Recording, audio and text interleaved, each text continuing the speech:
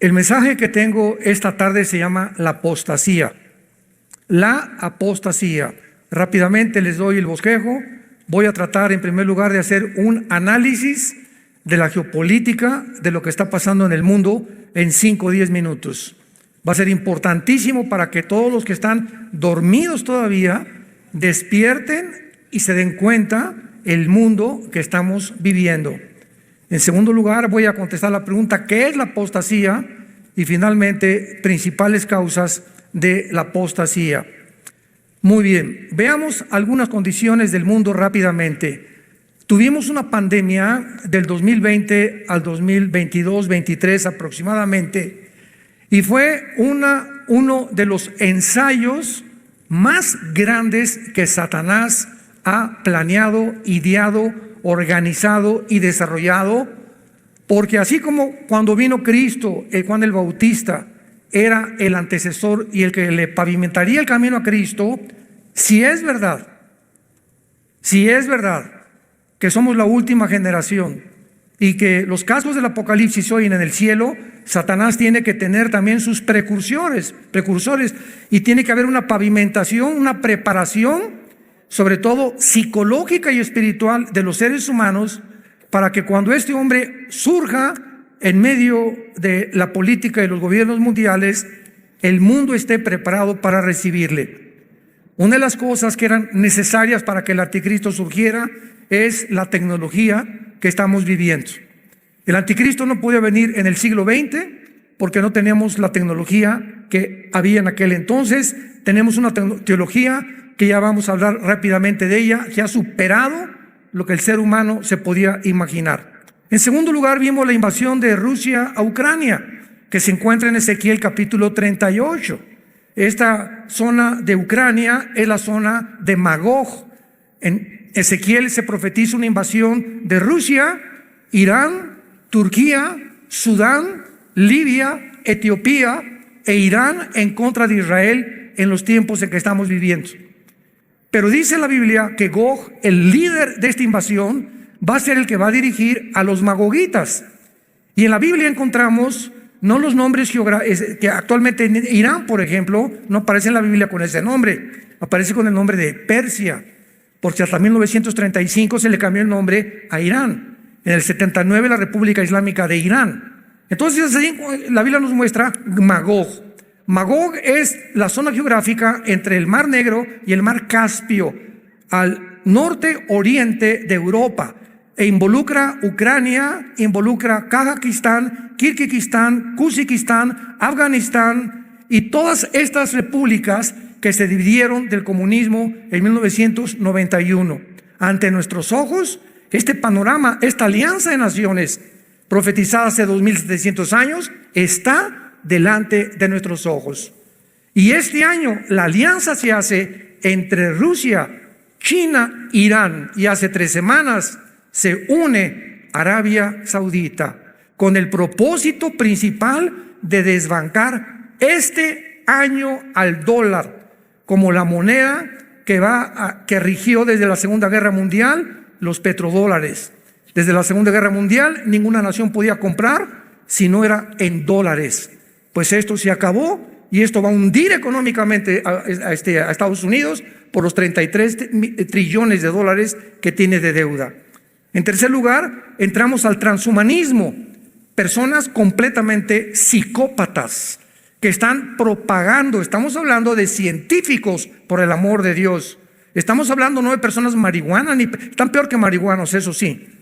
Pero estamos hablando de personas, ¿verdad?, que se califican como científicos, como genetistas, que creen que se va a crear una raza superior. Porque ellos dicen que ahora con la tecnología y con la genética se puede, si somos el producto de una amiba y el resultado de una evolución, pues estamos en el tiempo de evolucionar. Y tenemos la tecnología para mezclar los ADN, el ácido desoxirribonucleico de los animales, de los murciélagos, de las aves, con el ser humano. Y fabricar un hombre araña, fabricar un Batman, fabricar un Superman. Y eso es lo que están tratando de hacer a través de la tecnología y la inteligencia artificial. Tenemos en tercer lugar el adoctrinamiento, o el cuarto lugar, de la ideología de género.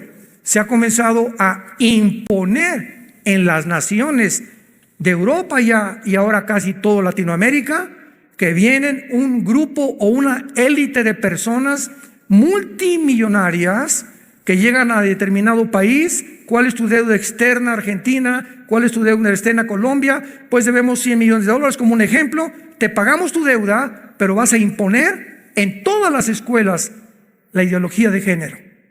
Y es algo que ya es un adoctrinamiento general en más del 75% de las naciones del mundo. Enséñales a los niños que no son niños, que pueden ser niñas, y a las niñas que no son niñas, que pueden ser niños. Damas y caballeros, ¿dónde está la genética? ¿Qué nos dice la genética?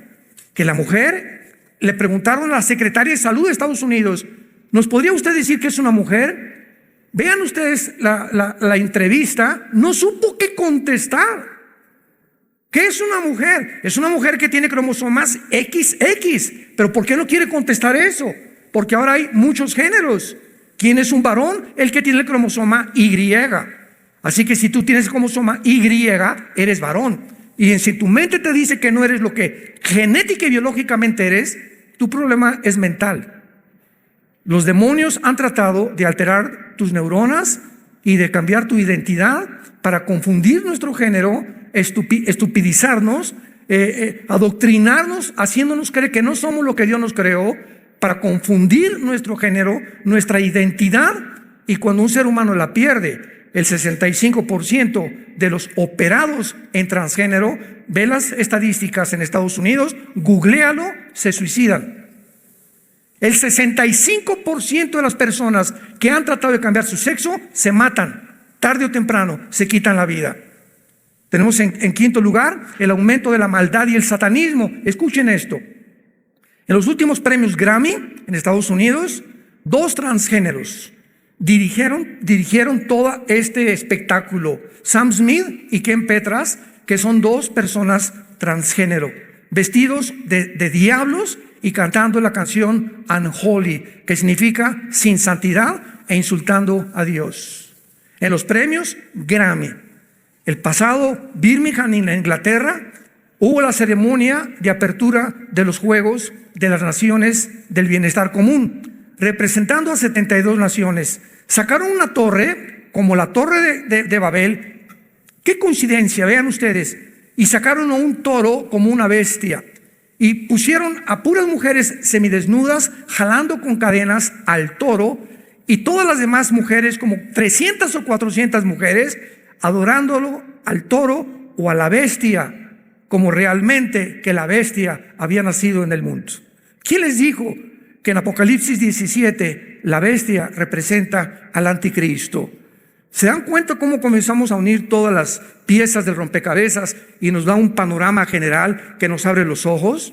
En Boston, Massachusetts, se acaba de celebrar el Congreso de los Clubes Satánicos. Se llama SatanCon, de donde están estableciendo en todas las escuelas públicas de Estados Unidos y centros satánicos, y están las fotos vistiéndolos a los niños con cuernos, el maestro con unos cuernos, y mostrándoles a los niños, sentándolos alrededor de un pentagrama para adorar a Satanás. En Nueva York se levantó una estatua gigantesca para honrar a uno de los miembros, de la Suprema Corte de Justicia de Estados Unidos, la señora Ruth Bader Ginsburg, que es la promotora principal de los abortos en el mundo, por el amor de Dios. Normalmente antes se levantaban estatuas para conmemorar a héroes de la guerra o etcétera, pero ahora para personas que han comenzado a pavimentar el camino para el asesinato de millones de niños. Esta estatua tenía muchísimos cuernos en la cabeza y de brazos y pies tenía tentáculos para honrar a la ministra de la Suprema Corte de Justicia, promotora de los abortos en el mundo. En penúltimo lugar, Estados Unidos, ante nuestros ojos, no aparece en este libro que es la Biblia. Si realmente va a surgir el anticristo, No puede estar Rusia ni puede estar Estados Unidos compitiendo con el anticristo. Vemos nosotros claramente que va a ser imposible que ante el debilitamiento económico, moral, nunca un gobierno norteamericano jamás había estado tan depravado, tan degenerado, tan perverso y tan malvado como la actual administración en los Estados Unidos de Norteamérica. Y va a caer porque tiene que caer, va a quedar Rusia y va a quedar China, que se van a ocupar del área oriental, del Asia y el Medio Oriente. Y encontramos en Apocalipsis 16, del 12 en adelante, en Daniel 11, 45 en adelante, que cuando el anticristo oiga a los reyes del oriente que vienen del norte, será con la confederación política que va a usar China y Rusia, que sí aparecen en la Biblia, en las naciones de los últimos tiempos. Y finalmente tenemos nosotros también claramente en la Biblia dos entidades, Israel y la iglesia. Cuando tratamos de confundir a Israel con la iglesia, comenzamos a desviar nuestra teología. Como hay actualmente una enseñanza que se llama la teología del reino, donde la iglesia va a conquistar el mal y vamos a conquistar el mundo antes de que venga Cristo. Sin embargo, Israel es el pueblo de Dios el Padre. La iglesia es el pueblo de Dios el Hijo. La iglesia no existía en el Antiguo Testamento. La entidad de la iglesia, que somos el cuerpo de Cristo, bautizados todos por el mismo Espíritu, regenerados por el mismo Espíritu, formando parte del cuerpo de Cristo, no existía en el Antiguo Testamento. El Espíritu Santo no moraba como en la iglesia, en los hombres bajo el Antiguo Testamento. Y esto es importantísimo, ¿verdad? Porque vamos a ver claramente que cuando venimos a la escatología o a las profecías de la Biblia, los tiempos finales hay que diferenciarlos de la iglesia y los tiempos finales de la iglesia. Los tiempos finales de Israel terminan con la segunda venida de Cristo en los 7 años de la tribulación, para cumplir las 70 semanas de la profecía de Daniel 9, 24 al 27. El fin de la iglesia termina con el arrebatamiento. Cuando el arrebatamiento venga, toda la iglesia es sacada, o aquellos que fueron regenerados por el Espíritu Santo, personas arrepentidas que siguieron a Jesús, apasionados por la verdad, que ganaron las almas, que fueron realmente transformados por un poder sobrenatural, son los que van a irse en el arrebatamiento de la iglesia. Y entonces el mundo va a quedar no desamparado. Dios va a levantar 144,000 judíos. Apocalipsis 7, que son los encargados de terminar lo que la iglesia nunca terminó, porque la iglesia terminará en la apostasía. Y es el tema que quiero desarrollar a continuación. Este es un tema que es muy triste, porque es muy importante también entender que aunque sabemos que la iglesia las cosas en el mundo no van a mejorar. Las cosas van a empeorar para el mundo. Para los que seguimos a Jesús, el camino del justo es como la aurora que va en aumento hasta que el día es perfecto. Y cuando el mundo se oscurezca, en nosotros resplandecerá la luz. Esta es la importancia ahorita de traer este libro día y noche en el cuarto, en tu baño, en tu carro, meditarlo o estudiarlo. ¿Por qué? Porque es lo único que nos va a sostener en el mundo que vamos a enfrentar. Antes quiero decirles que la Biblia dice en Mateo 24, 12, que el amor de muchos se va a enfriar. 1 Timoteo 4, 1, el Espíritu dice claramente, sin lugar a dudas, que en los últimos tiempos muchos apostatarán de la fe. 2 Tesalonicenses capítulo 2, 3 y 4, porque quiero decirles, dice Pablo a Tesalónica, que el anticristo no va a aparecer. Antes tiene que venir la apostasía, el hijo de perdición, para que pueda aparecer y hacer su entrada al mundo el anticristo. Ahora, hay dos clases de apóstatas. Qué importante es esto. Dos clases de apóstatas: los que nunca fueron salvos y los que son salvos, pero que se apartan, cristianos que son cristianos y que se apartan temporalmente muchas veces del camino. Veamos claramente en el Evangelio de Juan, capítulo 6, y vamos a tomar el principal ejemplo, que es Judas Iscariote. Dice Juan 6, versículo 64. Dice Jesús: pero hay algunos de ustedes que no creen, porque Jesús sabía desde el principio quiénes eran los que no creían y quién la había de entregar. Cuando Jesús comenzó a escoger a los apóstoles, Él no escogió a ninguno. El Padre le dijo: escoge a Pedro, a Andrés, a Santiago, a Juan, y a todos los que escogió. Jesucristo sabía, y cuando Él escoge a Judas, claramente lo dice el versículo 70. Jesús le respondió: no los he escogido yo a ustedes los 12, y uno de vosotros es el diablo. O sea, era deliberado el plan de Dios, que tiene otra explicación, que formaría parte de este grupo de personas que no estarían todos realmente con Jesucristo. Juan capítulo 17, versículo 12, la oración sacerdotal. Cuando estaba yo con ellos en el mundo, yo los guardaba en tu nombre, a los que me diste, yo los guardé. Y ninguno de ellos se perdió. Es la palabra apolumi, que significa ninguno de ellos fue condenado al infierno o destruido, sino el hijo de perdición, para que la escritura se cumpliera. Veamos ahora en la segunda carta de Pablo rápidamente también, que el apóstol Pedro nos explica claramente a estos apóstatas que nunca fueron salvos, pero que formaron parte de la iglesia como la cizaña que Satanás siembra en todas las iglesias del mundo. Segunda de Pedro 1 al 3. Hubo también falsos profetas entre el pueblo. Hubo en el pasado, escuchen, como habrá entre ustedes falsos maestros.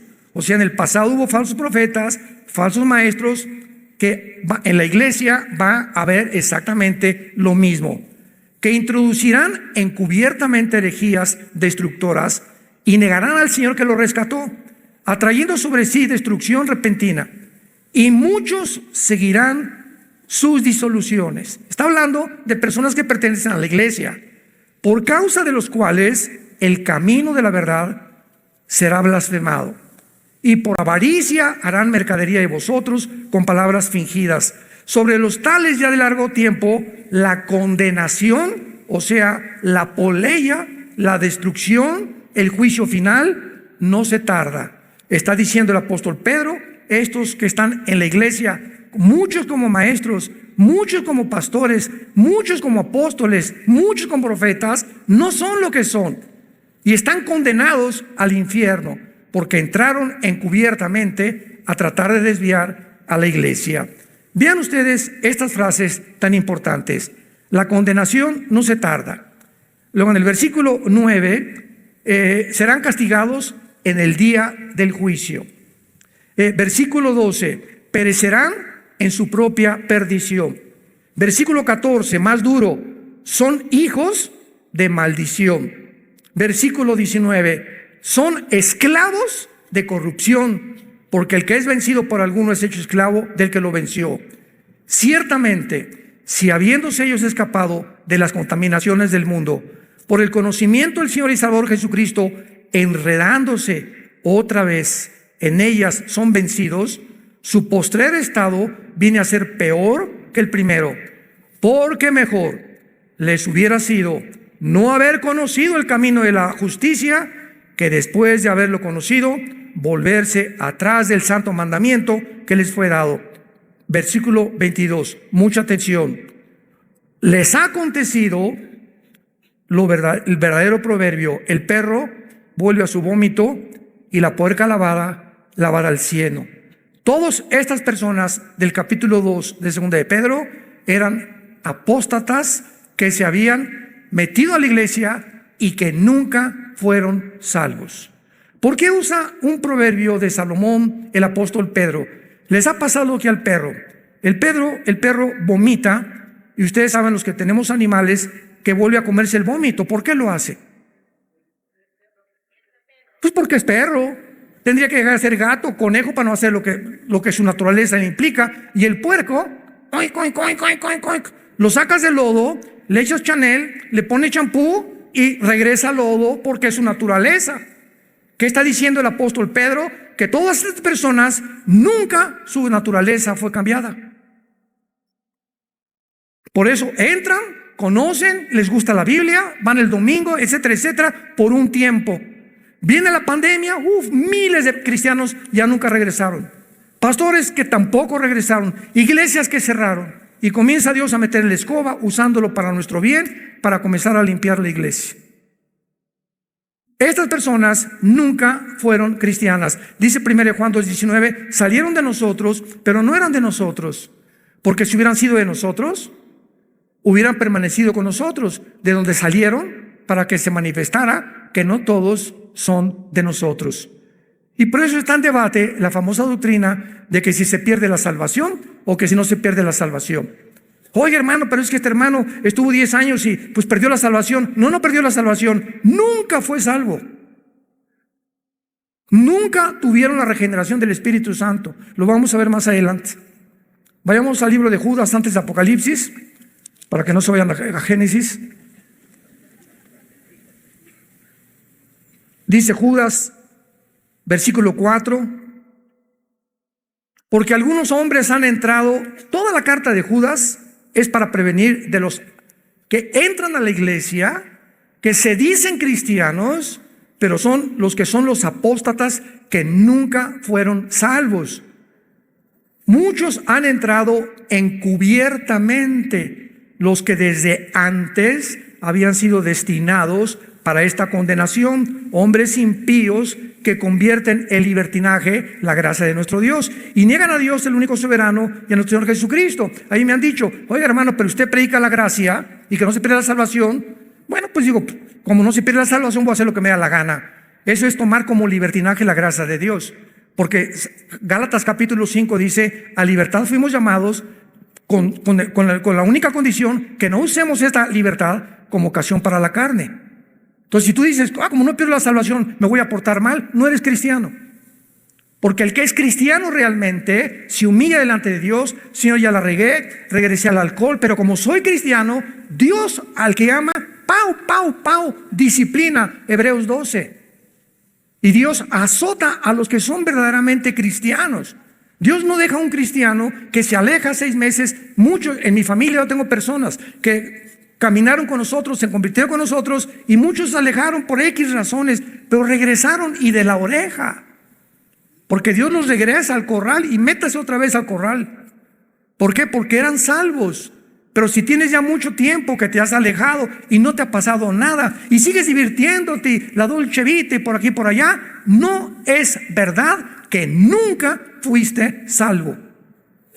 Nunca hubo un arrepentimiento profundo en tu vida. Nunca hubo un deseo de leer las palabras. Nunca sentiste la dependencia de vivir en la palabra de Dios. Ahora veamos los que son salvos, pero que se apartan temporalmente del camino. Vean qué clara es la Biblia. Dice la Biblia en 1 Corintios, veamos un primer ejemplo, capítulo 5, de un muchacho, 1 Corintios 5, que vivía en fornicación. Parece que era su suegra, el chulis. Y Pablo se entera de que hay un muchacho en la iglesia donde los líderes no lo están disciplinando, ni lo han sacado de la iglesia, ni le han leído la cartilla y le han dicho, si sigues así, te vas de la iglesia. Entonces Pablo les manda una carta a estos líderes y él, teniendo conocimiento de este caso, les dice el versículo 5, el tal se ha entregado a Satanás. Escuchen, para destrucción de la carne, a fin de que el espíritu sea salvo en el día del Señor Jesús. Este muchacho iba a morir, pero como era salvo, iba a ser destruido, y vamos a ver que se llama el pecado de muerte. Lo vamos a demostrar en muchos versículos. El pecado de muerte es cuando un cristiano verdadero, estamos hablando de los que son regenerados, insiste en vivir en pecado y el camino de Dios es blasfemado por él, entonces Dios te lleva a casa antes de tiempo. ¿Qué quiero decir? Que hay cristianos que van a morir antes de tiempo porque nunca quisieron, como eran cristianos y Dios sabe que no se iban a arrepentir, prefiere llevárselos. Y allá nos vemos y allá te voy a dar en el tribunal de Cristo tus buenos cueros. Esta persona no podía perder la salvación, aunque muriera como fornicario. Había caído en la fornicación, no se había arrepentido, pero como era regenerado, Dios se lo llevó. 1 Corintios capítulo 11. En la cena del Señor, los corintios la convirtieron en un bacanal y comenzaron a tomar el pan y la copa, el vino, como si fuera un juego, como si fuera una posada o como si fuera una fiesta.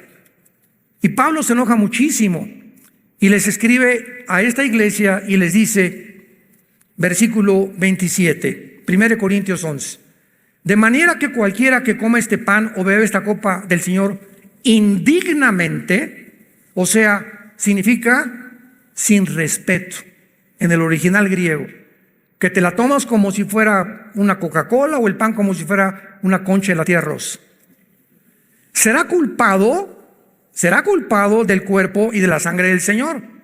Por tanto, pruébese cada uno a sí mismo y coma del pan y bebe la copa, porque el que come y bebe indignamente sin discernir el cuerpo del Señor, juicio come y bebe para sí. Pausa. El juicio nunca es para los no cristianos. Dios es el que ama disciplina, estamos bajo el Nuevo Testamento. Entonces, si Dios va a juzgar a alguien, es porque es cristiano, porque el juicio comienza, 1 Pedro 3, en la casa de Dios. Por lo cual, dice Pablo, hay muchos enfermos y debilitados entre ustedes, y muchos duermen. Y si nos examináramos a nosotros mismos, no seríamos juzgados. Cantidad de cristianos en Corinto comenzaron a enfermarse y a morir antes de tiempo porque no querían arrepentirse de sus pecados. Pero como eran salvos, dice el apóstol Pablo, ¿verdad?, que se los tuvo Dios que llevar antes de tiempo. Veamos ahora en Santiago capítulo 5. La Biblia de Dios no es de interpretación privada. Tenemos que poner precepto sobre precepto, línea sobre línea, comparar escritura con escritura para poder determinar claramente una doctrina. Y aquí vemos nosotros en el libro de Santiago, en el capítulo 5, versículo 19 y el 20. Pongan mucha atención, hermanos. ¿A quién le está hablando? ¿Perdón? Tenemos que ver claramente la Biblia, hermanos, a los cristianos. Si alguno de entre ustedes se ha extraviado de la verdad y alguno le hace volver, sepa que el que haga volver al pecador el error de su camino, salvará de muerte un alma y cubrirá multitud de pecados. ¿Qué significa salvará de muerte un alma? Que si tú a un cristiano que conoces, a tu compadre que supiste que se emborrachó ayer en una fiesta, o conoces un muchacho que anda fornicando con su novia, o tú eres su amigo y vas y lo reprendes y le dices, verdad, lo que estás haciendo no es ante los ojos del Señor, y logras que se arrepienta, salvas que Dios se lo lleve antes de tiempo al cielo. Lo salvas de muerte física, no de muerte eterna, porque un cristiano no puede pasar en condenación eterna jamás. Tenemos la vida eterna de Dios. Y finalmente, el apóstol Juan es el que sella todas estas enseñanzas en su primera carta de Juan capítulo 5, versículo 16. Si alguno viere a su hermano cometer pecado que no sea de muerte, es el que está hablando Santiago, el de los Corintios 5, el de los Corintios 11. Si tú ves que algún cristiano comete pecado que no sea de muerte, Dios le dará vida. Esto es para los que cometen pecado que no sea de muerte. Hay pecado de muerte por el cual yo no pido que se pida. En otras palabras, yo he tenido en mi caso particular personas que tal vez yo sé que son cristianos y yo oigo, no ha regresado a Cristo, fulano de tal no ha regresado, y oro por él. Y de repente pasa el tiempo, en la lista de personas que todos tenemos que tener para orar por ellos, ya no me pone el Espíritu Santo orar por esa persona. Y pasa un mes, 2 meses, ¿supiste lo que le pasó a fulanito? No, se estrelló en su motocicleta. se fue al barranco en un coche, le dio una embolia cerebral, se murió de COVID. No significa que todos se mueran de COVID, significa eso, ¿verdad? Pero Dios cualquier cosa lo usa para llevarse a esa persona al cielo. ¿Por qué? Porque es preferible que Dios te lleve al cielo antes que sigas dando un mal testimonio al mundo diciendo soy cristiano y que vivas una vida doble. Veamos algunas causas de la apostasía, y la primera es negligencia de la palabra de Dios. ¿Por qué hay cristianos que se alejan de Dios? ¿Por qué hay cristianos que comienzan? Porque la palabra apostasía significa alejarse de Dios o alejarse de la verdad o alejarse de la fe una vez dada a los santos.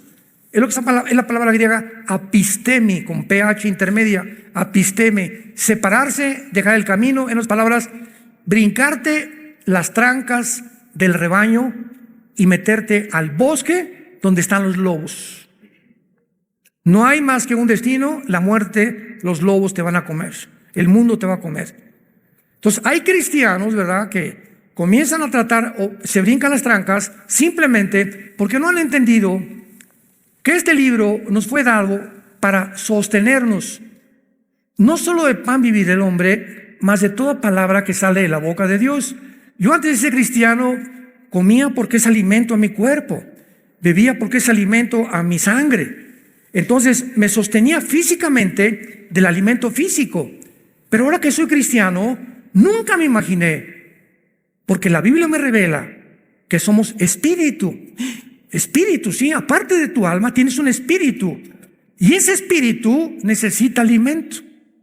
Y es la parte más importante de tu vida. Y el único alimento que hay para nuestro espíritu es la palabra de Dios. Entonces, si tú dejas de alimentarte con esto, ¿qué pasa? Te comienza a marchitar. Comienza a tener ideas que no tenías antes. Comienza a ver mujeres que no deberías de ver. Comienzas a ceder a las tentaciones de tu novio que te está acariciando y se pasa con las caricias y no le das una bofetada y le tumba los dientes. Comienzas a hacer cosas con tus amigos, con tus compadres, a ir a fiestas que no deberías ir, a discos que no deberías ir. ¿Y por qué? Porque no tienes la fuerza. Viene una tentación y caes en adulterio o caes en fornicación. ¿Por qué? Porque no has entendido que no tenemos fuerzas inherentes de nosotros para sostenernos. Somos demasiado débiles. Han hablado los conferencistas de esta situación. Dice la Biblia, Salmo 1, bienaventurado el varón que no anduvo en consejo de malos, ni en silla de pecadores se ha sentado, sino que será como un árbol plantado junto a corrientes de agua. Hagan de cuenta que esta bocina es donde yo voy a estar plantado. Y esto, donde un árbol que está plantado, donde hay un río, es lógico que siempre dé hojas y que esté fructificando. Es lógico, porque el árbol no tiene vida en sí mismo, tiene que estar sacando del agua, de la tierra, el oxígeno y todo, del sol afuera, para que pueda dar fruto. Entonces nosotros tenemos que estar plantados en la Biblia. Y si la Biblia es donde yo estoy plantado, donde día y noche me levanto en la mañana, paso tiempo con Dios, memorizo 2 o 3 versículos. Señor, examíname, Padre, le dije mal a mi esposa, hazme más sensible al pecado. Antes de acostarme, vuelvo otra vez. Hay una promesa que le dice Dios a Josué: si tú haces esto, Josué, que de día y de noche. Hermana, pero ya a las 12 del día, o que la canción, de día y de noche. Hermano, es que yo a las 3 de la tarde, ¿vas a discutir con Dios o vas a hacer tú las reglas? No levante nadie la mano. Y me dirijo a los líderes. No, nadie levante la mano. Tú eres una persona, examínate en este momento y sé sincero delante de Dios. ¿Es verdad que de día y de noche tienes el hábito y la disciplina de vivir en la palabra? ¿La lees? No levanten la mano, no sean presumidos. Es importantísimo que nosotros entendamos esto. ¿Por qué? Porque si no entendemos esto, estamos viviendo a nuestras propias fuerzas, que no tenemos ninguna. Ahí comienza la apostasía y el alejamiento de la verdad. En segundo lugar, una raíz de amargura. Hebreos 12:15. Un cristiano amargado es un cristiano derrotado. Un cristiano amargado no entra a la tierra de Canaán. Un cristiano amargado, que me violaron, que me robaron, me persiguieron, no me han dado el reconocimiento en la iglesia que yo creí que me iban a hacer, yo creía que iba a ser pastor, o etcétera, etcétera. Un cristiano que alberga en su alma resentimientos negativos, inmediatamente la amargura es el veneno más grande para el espíritu. Vean ustedes las consecuencias de lo que dice Hebreos 12:15. Una persona con resentimientos o amargada bloquea la gracia de Dios. Bloqueas el contacto, te desconectas con Dios. No es verdad, dice 1 Juan, el que diga que está en pecado y tiene comunión con Dios es un mentiroso. Y tú puedes ser pastor y decir, no, yo sigo con Dios y leo la Biblia y todo, sin que te des cuenta que ya el Espíritu Santo no te está dirigiendo. Y lo que tú estás haciendo, lo estás haciendo en la carne, porque la carne es muy consagrada. La carne es muy consagrada. Los mormones nos ganan porque ni café toman. Entonces, el hecho que dejes de hacer muchas cosas y que creas que eres cristiano, pero tú tienes resentimientos en tu corazón, te vuelves un mentiroso, porque el pecado engaña. Te estás engañando. Estás viviendo una vida completamente doble y falsa. Número 3, el amor al dinero. 1 Timoteo 6:10, raíz de todos los males es el amor al dinero. Jesús dijo que no podíamos servir a dos amos. No puedes estar sirviendo a Dios al mismo tiempo estar pensando en hacer negocios para hacerte rico o para tener entradas extras a tu ministerio. No puedes. Ninguno que milita, según de Timoteo, no se enreda en los negocios de la vida. Entonces, es increíble la cantidad de líderes espirituales que están tratando de hacer negocio y han convertido el canto, la predicación, en negocio. Yo me he cansado de decirles las experiencias que hemos tenido. Me han hablado para invitarme a diferentes partes, diferentes naciones, y una vez me dijeron, queremos que venga usted a esta cruzada, me reservo el nombre también de la nación y de los pastores. Y me dijeron, hermano Alducin, queremos estar aquí 3 días, ¿cuánto nos va a cobrar? Así me preguntaron el presidente de la alianza, una muy famosa aquí en Latinoamérica. Le dije, ¿de qué me está usted hablando? Sí, ¿cuánto nos va a cobrar usted? ¿Y quiere usted hotel 5 estrellas, una limusín que lo recoja, queso con uvas en la mañana para desayunar y que tenga 2 damas que la acompañen a todos lados? Le dije, bueno, ¿qué soy? ¿Ricky Martin? Oye, hermano, le dije, mire, yo no sé por qué usted me ofrece eso, pero que quiero decirle algo. Yo no voy para que ustedes me den. Si después de mis servicios, si ustedes me pagan mi avión y mi hotel y mi comida, estoy contento. Y si me quieren dar ofrenda, dénmela. Y si no me dan ofrenda, me regreso igual de contento a México, porque no dependo de ustedes, dependo de aquel que dice, no te dejaré ni te abandonaré.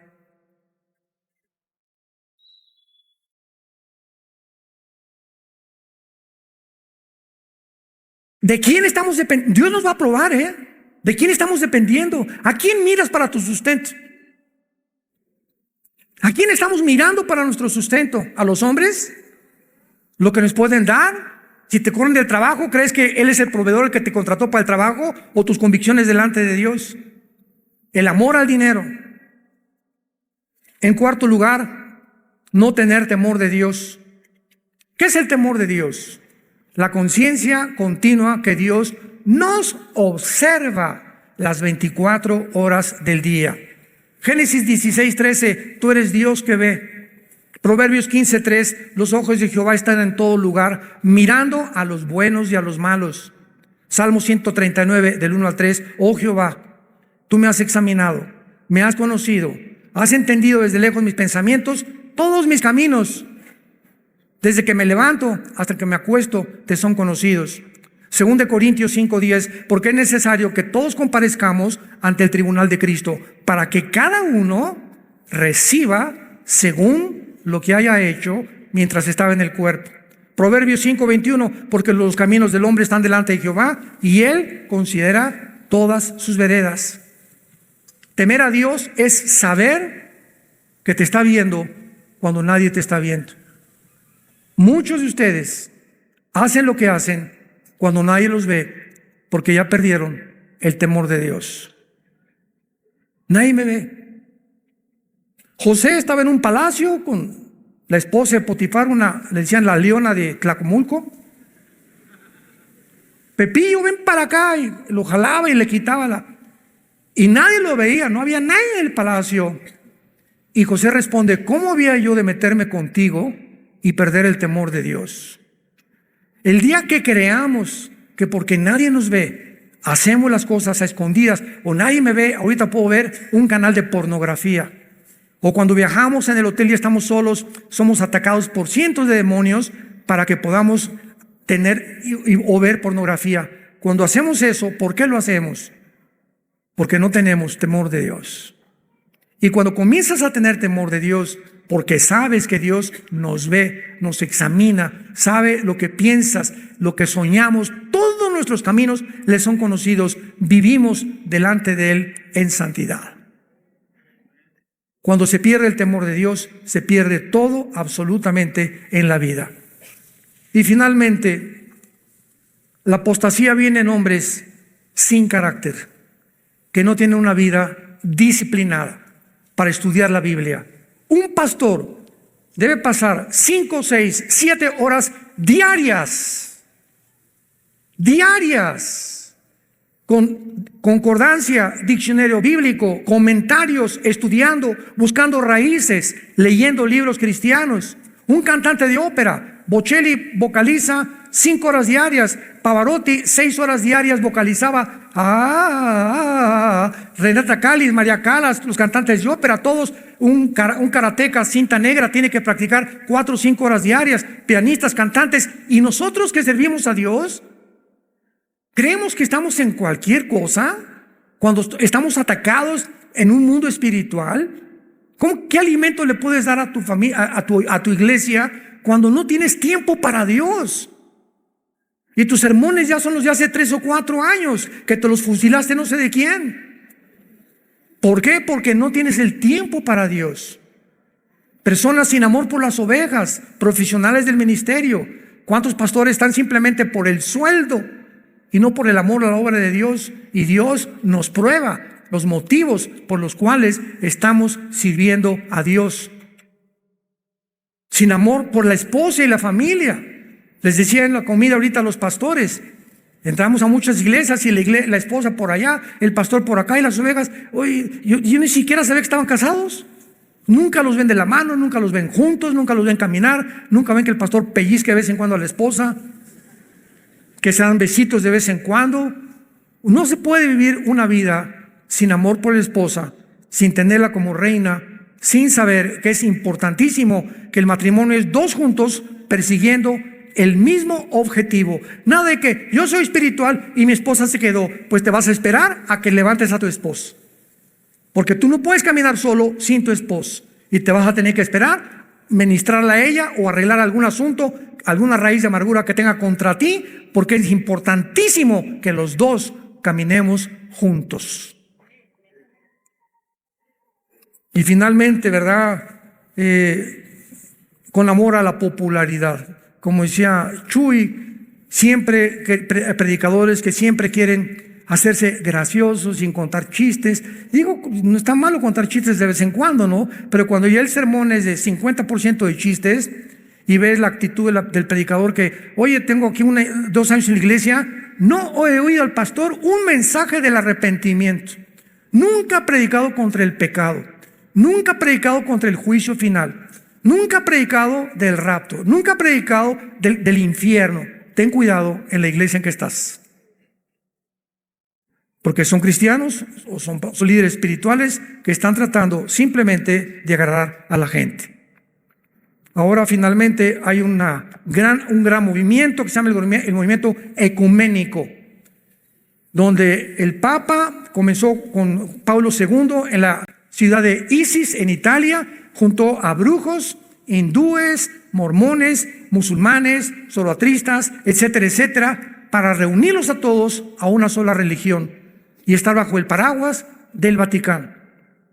Murió el Papa Juan Pablo II. Francisco viene todavía con más hambre, porque ahora él quiere imponer el globalismo en las iglesias. Y cuando decimos, es que nos invitaron a una reunión al Vaticano, mira, me han preguntado, ¿yo voy al Vaticano? Claro que lo voy a ir, y lo primero que le voy a decir a Francisco es arrepiéntete.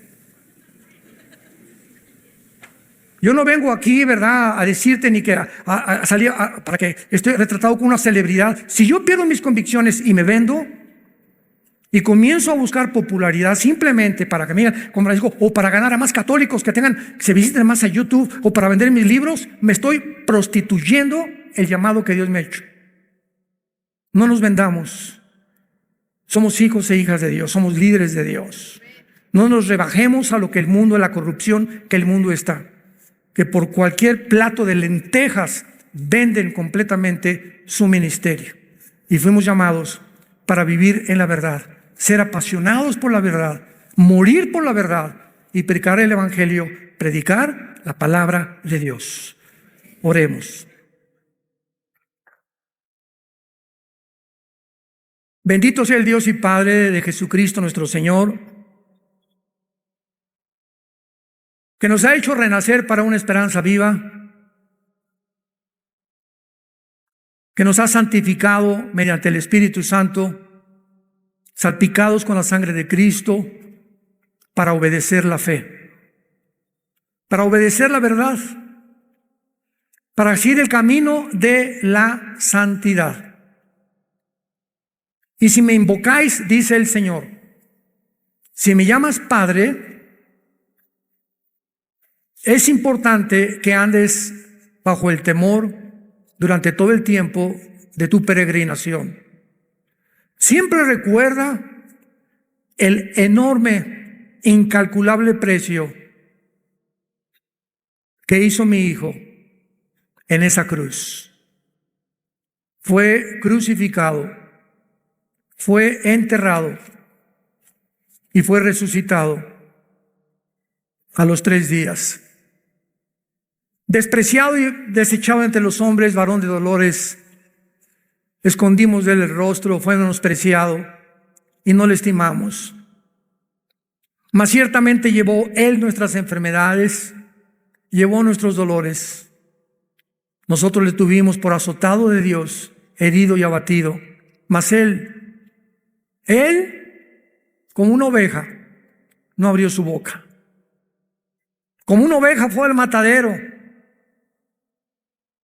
para que en esa cruz pudiéramos comprender la enormidad de la altura y la profundidad y la anchura del amor que tiene Dios por cada uno de nosotros.